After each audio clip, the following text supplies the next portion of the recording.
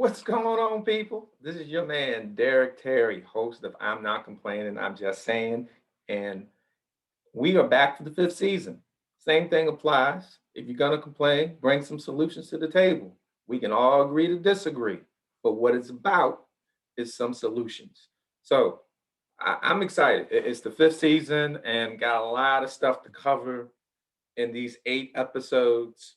But I felt that today's episode, I wanted to focus on the youth and how they're dealing with COVID, particularly sports, youth sports, how they've been able to adapt.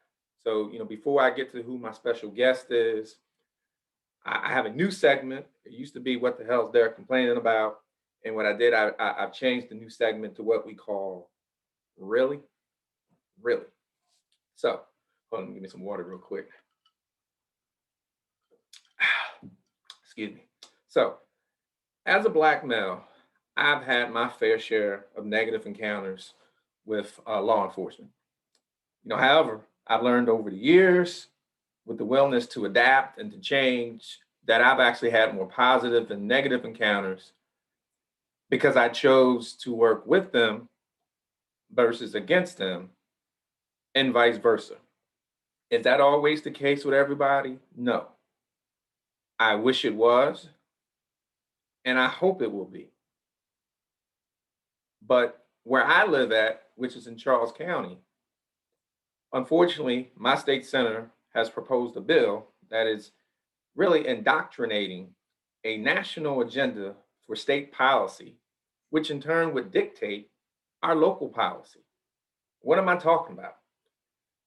Basically, there's a statewide initiative to get rid of school resource officers, and particularly in Charles County.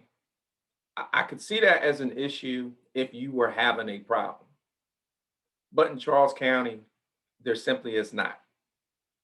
Which brings me to really, really. I'm not going to go in great detail because I have a show for that. But what I will say is because we're focused on youth, I've provided 14 reasons why school resource officers should remain in schools. But specifically in Charles County, which will address the Senate bill, which is Senate Bill 0245. However, I wanted to touch just on a few that focus on youth. So you can be like, really? Some people don't see the sense of community policing. Really. There is simply too much data that supports when police officers are visible in the community, engaging with residents, and providing programs for our youth, that they are stronger with the relationships. The SROs are an extension of what the Charles County Sheriff's Department has been doing since 1999. But some people don't see the community policing. So where do you expect the kids to establish the relationships with the cops, which they already are establishing by being SROs in the schools? Students are less likely to engage in drug activity and firearms activity. Really, and when I mean really, do you think if you take them out that all of a sudden, oh, well, that there'll be a drastic decline? What people don't understand is that a vast majority of the tips, information come from students in the school. In the school with an SRO. SROs also serve as additional educators and counselors, and some people are opposed to that. Really? I mean, really. They teach a variety of courses: drug prevention, drinking and driving, peer pressure, to name a few. In addition, there are times when students just having a bad day, they don't want to speak with their teacher. The SRO has these conversations with the students, and they develop a relationship. Students participate, I'm sorry, the SROs participate in extracurricular activities with the students, but as well as attend their sporting events. As a referee, it is enlightening to see SROs in the school, not only for public safety, but you see them having these candid conversations with kids every time there's a game. But some people think that's a bad thing. Really? And then lastly, I'm sorry, second to last, the turnover. The SROs are pretty much dedicated to that school as long as I guess they don't mess up, which is not that often or until a career change. So it helps with established relationships where some of these SROs have seen these kids when they were freshmen and they literally seen them walk across the stage. But that's about establishing relationships. And then lastly, the SROs, they have multiple youth programs. All you have to do is go on their website, www.ccso.us/school dash resource section. Or just go to Charles County Sheriff's Office and look it up. They have multiple youth programs. And what I will say, and this is the last thing before we jump into the show, is that you can't, and I'm saying this to those that complain about SROs, complain about what's going on in Charles County. Number one, you have not even had a conversation with the sheriff. Number two, you haven't had a conversation with the SROs or the SRO commander. And three, there is no qualitative or quantitative data to support any Charles County citizens who are advocating to remove SROs. I have not seen that data. Someone told me it's public information. That part of it is not public information because I've never received a survey. My children have been here since 2006. I've never filled out anything saying, hey, do you want to get rid of SROs and blah, blah, blah. I haven't seen it. And my thing is, if you have the data, show it to me and I'll look at it. But you can't tell me there's data and you want me to look for it, but yet I've given you all my data. I've given you everything that you need. You haven't spoken with the sheriff. You haven't spoken to the SRO or the SRO commander. And you have no quantitative data to support that Charles County citizens want SROs removed. Really? I mean, really? Because if you have it, show it. Believe me, I will look at it. Be whoever you are. There's a whole mess of people. Be on my show. Bring it forward. I welcome it. We can have this civil dialogue. But you created a narrative that's not there. And it's dangerous. I'm telling you, it's dangerous. It's not in the best interest of our kids. So anyway, with that, we're going to get the show started with my little intro. And we shall be right. Uh-oh, where'd it go? Bring it over here. Working with technology, working with me, people. Be right back. Hello, I'm Derek Terry, host of I'm Not Complaining, I'm Just Saying. Here at one of my favorite spots, the barbershop, where we know if you're going to complain here, then you better provide solutions. Good? It's good. I firmly believe when we make other people's problems part of our conversations without providing solutions or prayer, then we become part of the problem. I want to be able to provide people with a platform where they can freely express their views on such topics as education, social issues, health and fitness. That's good. Or sports.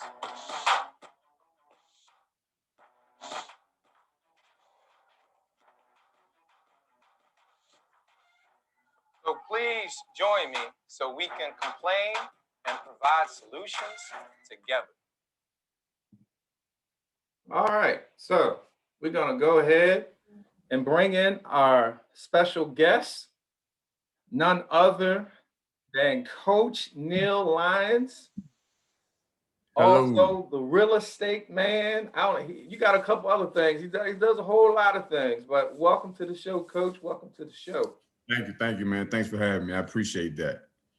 No problem. So before you came on, and I'm not gonna go in great detail, but what I was explaining to the audience was this campaign to get rid of school resource officers and how important they are to the relationship with youth. Right. And before we get into who Coach Neil Lyons is, Hmm.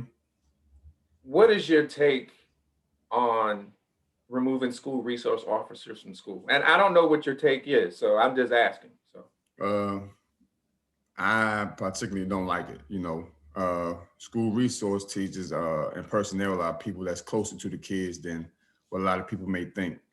And you take them out of the schools, you take a lot of people away from that can affect the kids in a positive manner. I think they're very important to a kids. A lot of kids, they know them more than they know the neighborhood people. So they be around the kids a lot, but 6 to 8 hours a day. They have a good relationship with them. They know their mannerisms. They know what makes them tick, what makes them go. I think it's important to have them in the school systems. all right. And which kind of, touches on the topic that we're talking about. We're dealing with COVID and how Right. do we adapt to COVID, but we're also dealing with youth sports. Correct. And, with me being a former coach and now a basketball referee, I've seen the positive impact, not only that SROs have, but also coaches as yourself. So before we actually get into the coach, Neil Lyons, tell us about Mhm. Neil Lyons. Well, Neil Lyons, the man, I guess. I'm just laid back, easygoing, a husband, a father of three, uh, spiritual man, uh, just easygoing, man. Try to do the best I can, be the best role model I can, positively, whether it's through basketball, through life, period. Just want to be a good person for our community. All right. So how did you get started with coaching? Well, I got started in coaching actually through football. I started in football. I started with Westlake Bulldogs. Actually, my cousin, as my boys got older, my cousin told me, he was like, man, before you know it, let me first say football was never my thing. But you'll know as I had sons, I just got into it, fell in love with it. And I think that's honestly where I fell in love with the passion of being with the youth. When I started coaching football, being around the kids, helping develop them. And then from there, I moved on to Charles County Parks and Rec basketball. I got involved with that heavily every year, coaching the young kids. And then from there, progressed. It just went on from there. Then I got chances to do other things through basketball in the community. Okay. And from time to time, I may throw in some things that you may, hey, where'd that come from? Oh man, come on, man, let's freestyle with it. I'm with it. But what a lot of you don't know is I met Coach through him coaching my son. And a lot of times as fathers, we feel that we the best coach because we know our kids. But what I learned through coaching, whether it was on the rec, high school, or collegiate level, is that with anything, there's always a coach out there that can see something that I didn't see. Mm-hmm. And a lot of times kids just gravitate or listen to somebody else besides their parents. It happens like that. I agree. But what I will say with my son is that by far, and I don't mean this just to boast, I'm saying you the best coach he ever had thus far. Oh man, I appreciate that. And I appreciate that. And I say that because I literally allowed you to coach. I would sit and wouldn't say nothing. You did. You did. And that's hard for a parent. How do you deal with that when? And I'm just curious because as a referee, you know what we got to deal with. You've even Oh man, you got a worse job than me. But how do you deal with that as a coach? As far as what a parent? You got parents who want to coach from the stand. That's what I call it. Oh man, we're dealing with your players who listening to the parents. At the end of the day, I would tell any parent that's with me or asking advice for another kid. Outside parenting is never good, from a coach's perspective, because as I believe, that kid should always want to hear that coach's voice in it. Just same as you as a parent wouldn't want me coming into your household and giving out orders to your son or your daughter when you got a set of rules that you hold them to in the household. There's no difference from us coaches. We got a set of rules when we got your kids. This is what we go by. This is what we teach them. This is what we train them. We don't want nothing to go outside of that, because if one kid goes outside of that, it affects the whole team. Yeah. So And I it's a definitely agree. snowball thing. You know, and what I will say is that you were open to anything that I unintentionally offered. Like you would ask, Okay. and I would give you my opinion, and I appreciate it. But I always say, look, it's up to the coach what he does with it. I'm not going to criticize, because a lot of parents get upset with playing time, and as a Mhm. coach, I know. So it's difficult for me to sit there and get mad because I'm like, yeah, I probably would did the same because I know me, and you're with them. So as we look at the things that you've done Mhm. pre-COVID, Mhm. what was your initial thought or feeling when COVID just literally shut down everything, including youth sports? Oh man, I honestly thought it was never going to be no season this year. Honestly, when it first happened, and it was like, okay, it set us back a little bit. Then as it kept going, month to month to month, I was like, wow, we really not, because I coach high school basketball, and not even considering AAU. I was like, man, the season is over. It's nothing we're gonna be able to do. So it was kind of frustrating. Me wanting to be out there with the kids and just be back on the court. My initial reaction was, man, it was over. It was just over. And I just felt for the high school kids as I do now. Nothing really has changed with the high school kids. They still in a bad situation. They in a bad spot. And it's so unfortunate that they really don't have no way, especially seniors, they don't have no way to play out their last season. So And, it's kind of frustrating. unfortunately, they're not going to get that eligibility. I don't even know if Yeah, I would want it just as a high school senior, but they're not going to get that eligibility yeah, it's rough, man. like they will in college. And we'll touch on that later on. Okay. So when, because of COVID, it forced you and a lot of other people, including myself, to make some drastic adaptations to the way that we do things. A So lot. when you look at COVID and you finally were able to get back somewhat in the mix, how did you adapt in terms of the practices, the workouts, the games? How have y'all been able? Because I have not been back on the referee scene yet. I Right. may sometime down the road, but I haven't been on there yet. But maybe in a month, I want to get back in You gotta condition. get back on that treadmill, man. You gotta get back on that treadmill, get back out there, Back man. on the conditioning. Yeah, And yeah, sure. yeah. So how have y'all been adapting? Well, as you seen early on, because you on the group me with our team when we still had things going on.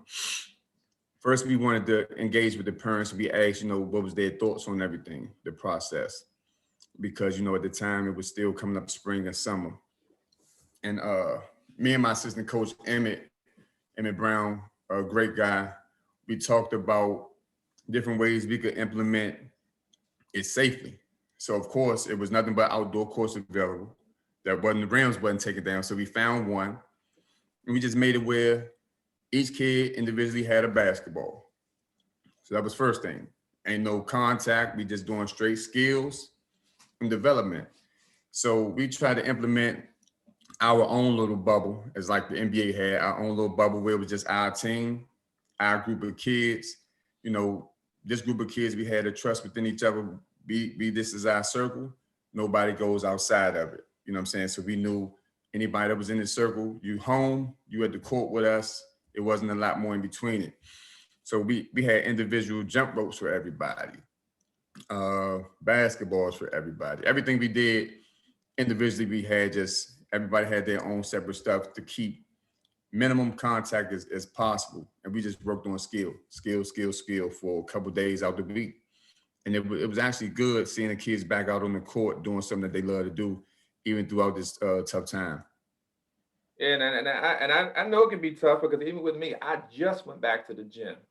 Mm. I was suffering from withdrawal. I ain't talking about the basketball court. I'm talking about just lifting weights. Working out, yeah, I yeah, told my wife I can't do it no more. I'm downstairs in the right, man cave.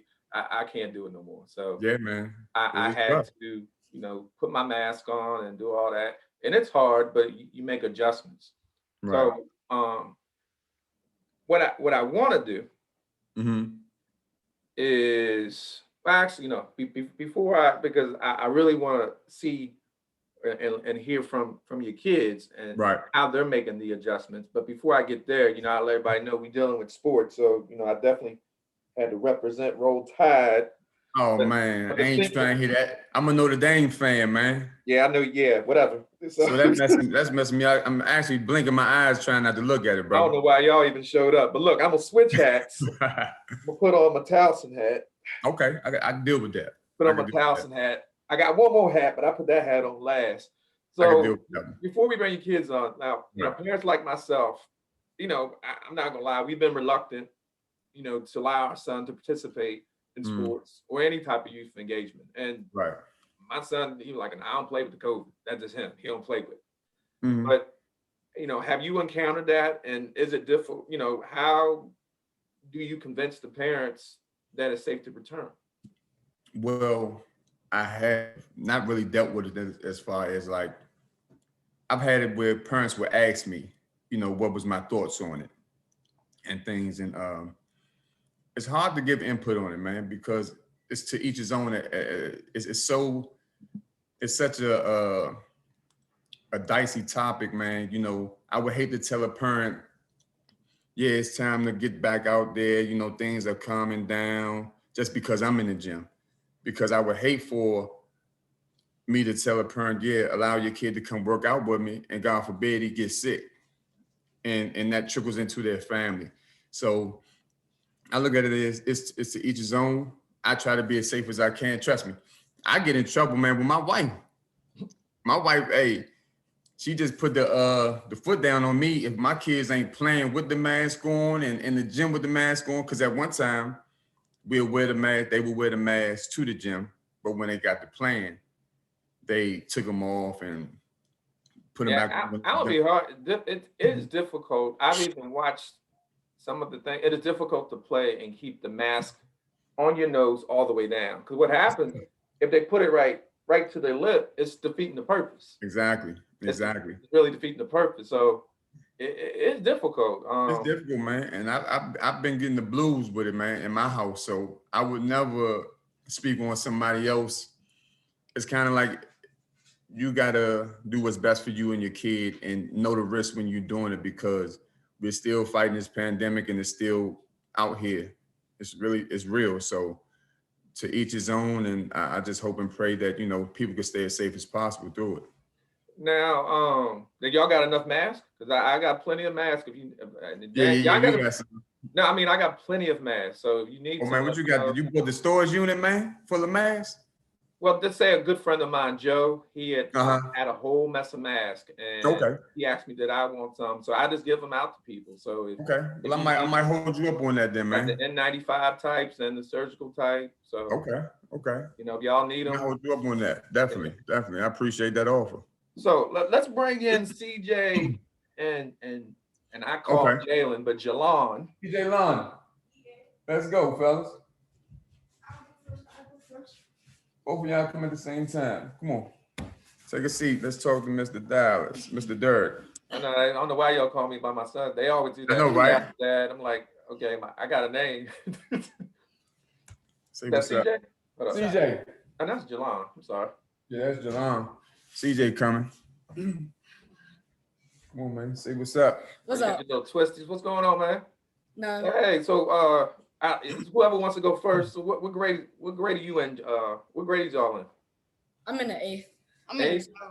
in the 7th. 8th and 7th. All right, so one at a time. Do you like virtual school?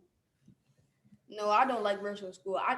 To me, in my opinion, I don't like it because I'm more of a visual learner. So I like to see the teacher in person. And on the online school, they have us do work every day. You still see the teacher? Right. Well, like I like to have the work in front of me instead of clicking on all these websites and stuff. Well, I'm gonna have you slide over a little bit, Jalon. Slide over a little bit. There you go. I ain't want to get part of your head. Your dad ain't talk right now, so he can step out. Yeah, I'm out of it. So what about you, CJ? You like virtual school? Nah, I'm the same. Like he said, I like to work face to face with the teacher, not like virtual. See, my son's the opposite. He loves it. He loves virtual. I mean, it is an advantage that you at home. But yeah, I guess you can take those breaks. Oh, it's break time. Too many breaks. Take a nap. Can't almost like they in college to a degree. So right. So question: How did y'all feel when COVID just stopped you from playing ball like you regularly play? How did you feel, CJ, initially? How did you feel? I felt mad about it because it was like taking our dream away, like our future, and we have to stay in our houses and not go places and play basketball and stuff like that. And what about you, CJ? You, Lon? I'm sorry, Jelon. I'm sorry, Jelon. I'm sorry. Yeah. I mean, I feel the same way a little bit. Like it stopped us from going outside, working out, and like kind of got a little bit behind of everybody because most of the people got access to gyms and they was just working out by themselves. And we was in the house. We was stuck in the house. We wasn't really working out or nothing. We got lazy. Now, yeah, and believe me, I think everybody got lazy. You know, even the ones who don't work out, if they were lazy then, they got lazier. That I can tell you. So Right. now that y'all back in the mix, how do you feel that you're back playing? How do you feel? It feels good. Same. I think since we working out more now, I think we getting used to it. It's better. I think at least we get to still play, even though we have to wear our masks. We still get to go outside, work out, or go to the gyms and work out and get better and work on our craft. And CJ, you still shooting those and see how much coach is on his history. Those Dillard 3-pointers from Arkansas. You know what I'm talking about, coach? Yeah, he's still shooting them. He don't know who that is, but He's still shooting them, brother. Still shooting them. and Jelon, you still going to the bucket, get hit upside the head, and like where the foul at? Yes. Rather than just playing through it. Yeah. Hey, I'm glad that y'all are getting back to some sense of normalcy. I definitely know that your grades are A's and B's, if not all A's. So if not, let's go ahead and work on that because we always preach student athlete, not athlete. Yes, sir. Yes, sir. And appreciate y'all taking time out of your schedule to come on here. Go ahead and finish up with your dad, but y'all take care and hey, I hope to see y'all one day soon. Okay, you too. Thank you for inviting us. All right, no problem. Man, it's amazing how much them boys grown. Dallas, And I'm about to say Dallas. I know Dallas caught you right now, haven't you? yeah, he's 6'2". Oh my God. So yeah, They ain't got that yet. I wish they get that. yeah. I wish I had it. Right. I wish I had it. So as we wrap up, this is one of the things you and I have talked about. Mhm. When you have, hold up, I got to switch hats. So hold up. Uh-oh. Let me see what this gonna bring. Oh, man. Oh man. Can I do this interview with my eyes closed the rest of the time? Yeah, probably gonna have some people cut off. Like, oh, I can't watch Yeah, it now. yeah, man. They ain't gonna want. Please. Man, he can talk about my family, but he'll put that hat on. Oh, he's gone. Come on. I'm gonna dig because you my man. You my brother. I'm gonna stay with it though. I'm gonna stay with it. Who's Emmett's team? Come on now. Yeah, you gonna stay with it. Emmett my guy. And he is a Cowboy fan. Yeah. But me and you talked about that. Right. About even with me coaching on a junior college level, Mm-hmm. how people want to go Division I, Division II, whatever it may be. Mm-hmm. And the way I always looked at it is that you first got to get through rec to high school. So what do you feel when you have some parents? I don't know if you've had parents come to you or you've had conversation with parents about their child, whether son or daughter, playing Division I or NBA or WNBA, or going overseas. What do you say to those parents that just don't understand the work ethic that goes into getting to that level? Well, fortunately for me, I haven't had the conversation about a parent and their kid going to the NBA. I have now heard parents say that that's the goal for their kid, NBA, high level Division I, whatever the case may be, which a dream is a dream. I wouldn't shoot down a kid's dream, but I do want people to be realistic with it, man. Like the numbers go down the higher you go up. So if you're talking Division 1, the numbers are, it's not a lot of Division 1 athletes out there being realistic. And NBA, the numbers drop even more dramatic. You know, now overseas pro, you can add all that in the mix, but it's still more basketball players than there are spots in any of those leagues. So I would say to anybody that's looking for that for their kid, and any kid looking for it, be realistic with yourself, be realistic with your kid. And at first it becomes, are they putting that type of work in? You know, fortunately, I've been fortunate enough with my kids where I could put them in position to see those athletes that they talking about. You know, if you talking about you want to be a high level high school talent, well, let's go see what they do. Let's go see the work ethic that they put in. You know, where you think you go to the gym for an hour and you go shoot 100 shots, 200 shots. They're going to the gym 2-3 hours and they're making 200 shots, 300 shots. It's a difference. You want to go and you want to shoot 100. They want to go and they want to make 100. So the work ethic part is different. The student athlete part is different. And with more levels, it becomes harder to maintain. So I just say whoever has those dreams, aspirations for their kids, and whatever kids have those aspirations, just be realistic and put the same amount of work in as an athlete that you think would do going to that level. Yeah, because there is a balance. And because of COVID, in some cases, some kids are in a better situation from a training standpoint, and some kids are in a worse situation from a training standpoint. But what we do know is that regardless of how much you train, there's nothing like the live, real game experience. That's a whole different conversation, Dallas. Yeah. I mean, Dirk, I'm sorry, I called you Dallas again. That's a whole different conversation right there when you move to training, because I see some training that just ain't. Yeah. And I know, because I know me, I was a personal trainer for 15 years. And when I coached at JUCO, I trained and I coached women. I trained my women initially like they were track runners. Right. They didn't understand why, but they understood, because we played 20-minute halves, but they understood when we got near the 18-minute mark of every half why they were conditioned in such a way. Right.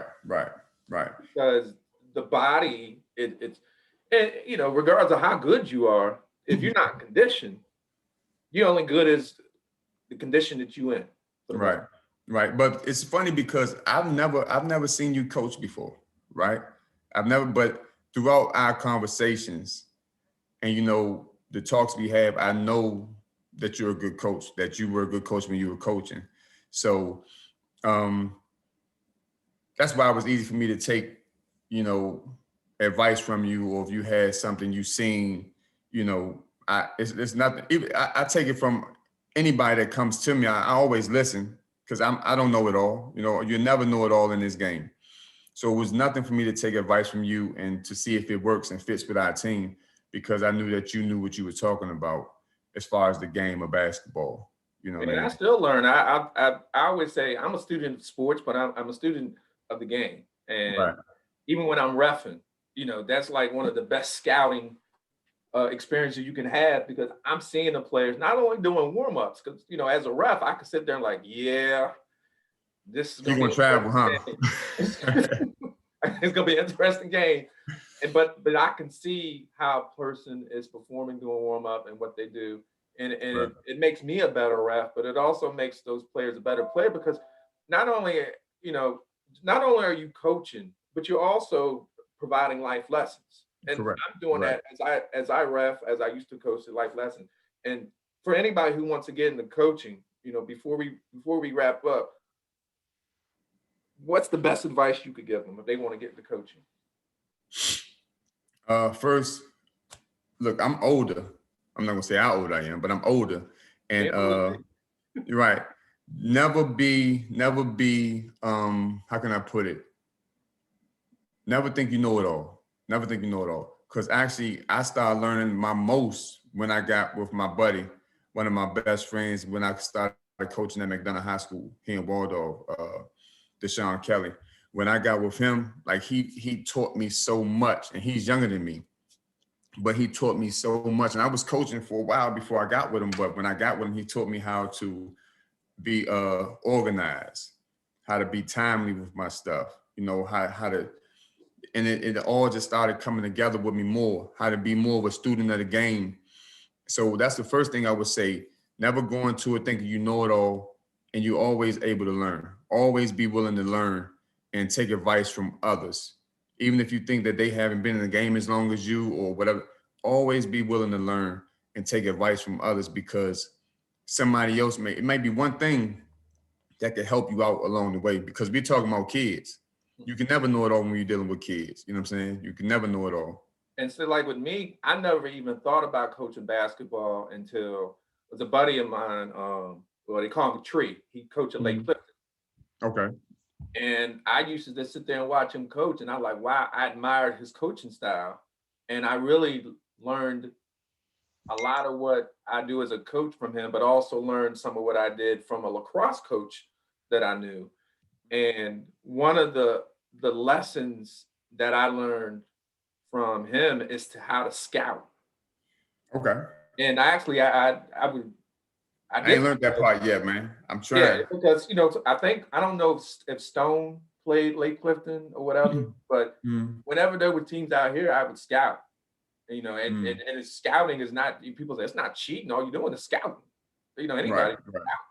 But yeah, basketball is a psychology, and it's also a physical part, and that's one of the things that I would focus on. What gets that player rattled? Does he like right, or whatever? Right.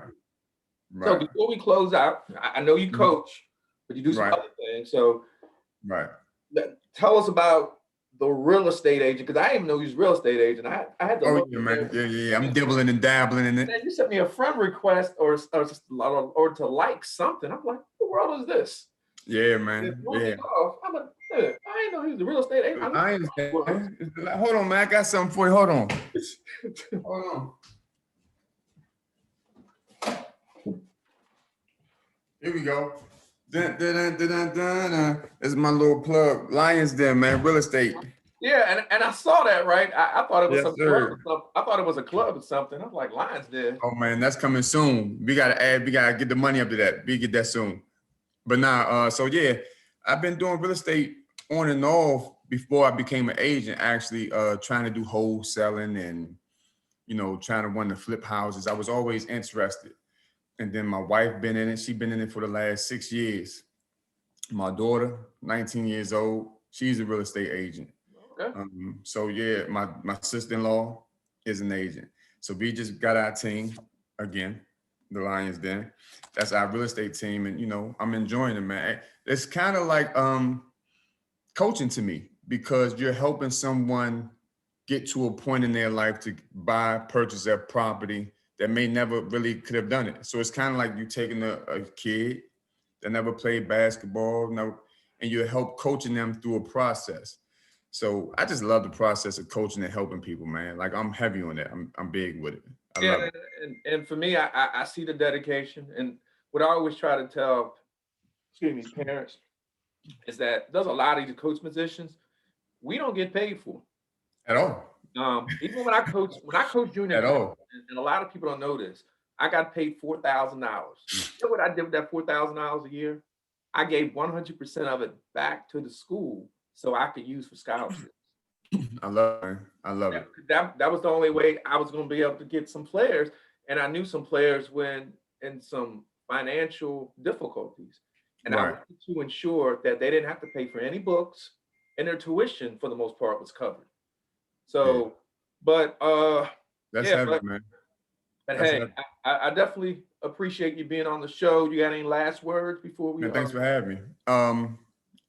First off, I love your show, man. I watched it. I'm just not here because you asked me to be here. I see your show. I like your show. I love it. You do a lot of good stuff for the community in Charles County. You do a lot of things with plugging the community, businesses. Like when you was over there eating the collard greens and stuff. They was good, man. You got man, a little bit of vinegar and hot sauce, but them things. Yeah, man. Good. So I'm watching, even though we don't talk, because through the pandemic, you guys are still family. Dallas, your wife, And I appreciate everything you're doing in the community, man. Keep it up and keep doing what you're doing, man. Hey, and like I said, I appreciate you and kids, your wife, your daughter, and all that y'all do. And I'm hoping very, very soon that we get back to some sense of normalcy and we can definitely break bread again and try to get Dallas back up there on that court. Yeah, get my man back on that court 6'2". We got to do something with 6'2", baby. You know, We got to do something with it.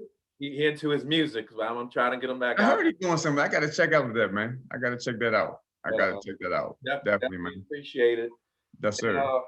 And, until we see each other again, definitely take care. And once again, this is Coach Neil Lyons, and also the real estate from the Lyons Den. And how can they get the Lyons Den? What's the website? Yes, check it out. You just email me. You see that? I'm gonna leave it there for a couple seconds, like my little commercial. Boom, boom, boom, boom, boom. And I don't have my glasses on, so I really come on, man. You got that nasty hat on. That's why you can't see nothing, man. There we go. Lyons Den, check us out. But I appreciate you, man. Definitely, man. All right. Peace and blessings. All right. Have a good one, brother. All right. Oh man, so that's a wrap. So yeah, man, this COVID has definitely been difficult to a lot of people, and we have to find a way to adapt. It's no one said it's going to be easy. We're hoping that we get back to some sense of normalcy, but until then, we keep striving. So definitely appreciate Coach being on the show, as well as Jalon and CJ for being on the show. Great group, pair of boys. They funny, and definitely appreciate being on the show. So way I'm going to close out is, of course, this is my book. I'm not complaining. I'm just saying. So the show really is based on the book, but it's education based. And I have a poem that I wrote in here. It's a poem dedicated to our youth. And before you jump to conclusions, listen to the poem from beginning to end. Okay? So, hold up. Try to get this set. Sorry about that. Snap fingers, whatever.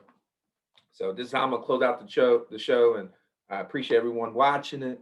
Especially my peeps in Edgewood, Charles County, Birmingham, Alabama, all of Alabama, Georgia, Indiana, Illinois, Minnesota, Cali, Florida, everywhere, wherever you at. Just appreciate it. Anyways, this is a poem from my book. And if you do want to purchase my book, or just go to, and everything will be on there. You just go to edfulcare.org, or I'm not complaining, I'm just saying, it's Facebook link. Anyways, it's called She. Hold up. Just gonna cry some singing in there. Easy like Sunday morning. That is what she is to me. Diligent, disastrous, and downright difficult is what I heard she ought to be. Uplifting in times, and to some just plain arrogant, one-sided, nasty, and full of lies. Cautious is what I am, because her twisted lies turned into truth have saved many lives. Allow me to introduce her. Well, she wants me to wait. Talking to her, I realize she is full of facts, opinions, life, drama, laughter, and even hate. Intellect defines her, but interest is what makes her so desirable to men and women. Oblivious to the fact that she is a symbol of power. And when used right, whew, perfection. Nevertheless, I think I'm sick of waiting to introduce her. Easy like Sunday morning. Ladies and gentlemen, Miss Education. So, hope you enjoyed the poem. I'm not one of those people who read poems, but the whole the whole message was behind education, dedicated to our youth. So until we meet again, peace and blessings.